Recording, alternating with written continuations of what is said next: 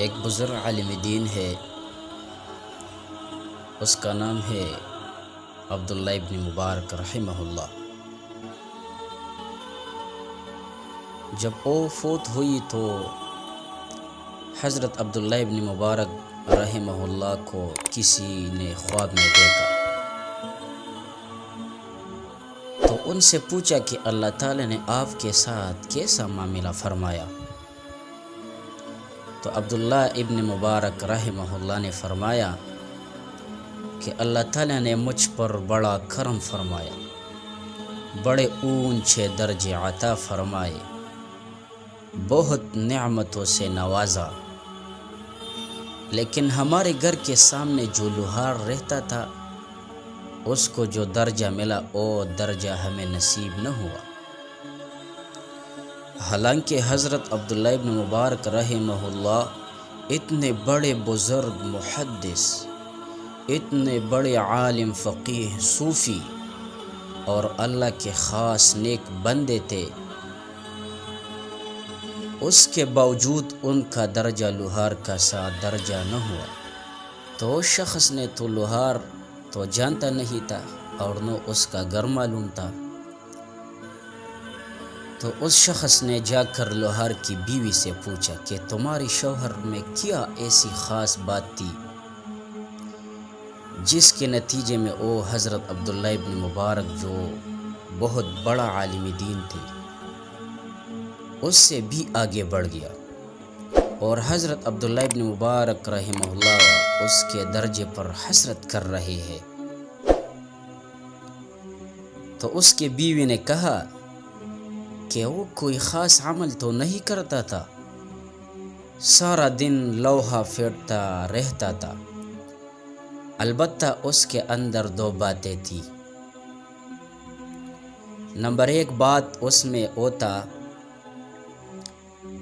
کہ جب اذان کی آواز اس کے کان میں آ جاتی تو فوراً اپنا کام بند کر دیتا تھا،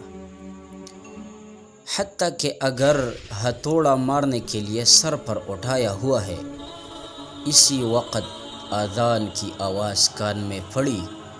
تو اسے ہتھوڑے سے چوٹ مارنا گوارا نہیں کرتا تھا،